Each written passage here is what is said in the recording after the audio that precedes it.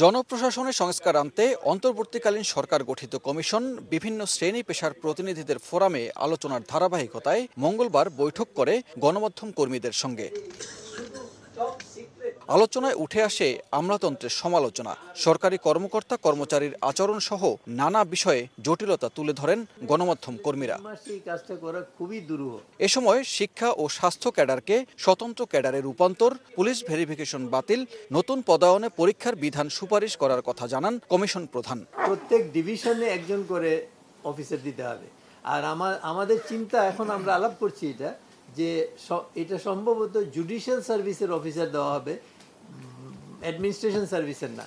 জনপ্রশাসন মন্ত্রণালয়ের সচিবের মতে আমলাতন্ত্র কখনো গণতন্ত্রকে রক্ষা করতে পারবে না। স্বাস্থ্য কমিশনকে আলাদা করার পরামর্শ দিয়েছি এবং শিক্ষা ক্যাডারকে আলাদা পরামর্শ করে দিয়েছি। এতে এটা বিরাট সেগমেন্টেশন এটা হয়ে যাবে। আর অনলাইনে প্রায় 1 লক্ষের উপরে আমরা সুপারিশ পেয়েছি। বিভিন্ন প্রস্তাবনা যাচাই বাছাই করে ডিসেম্বরের শেষেই সরকারের কাছে চূড়ান্ত প্রতিবেদন সুপারিশ আকারে দেবে কমিশন। সানবীর রূপল, সময় সংবাদ, ঢাকা।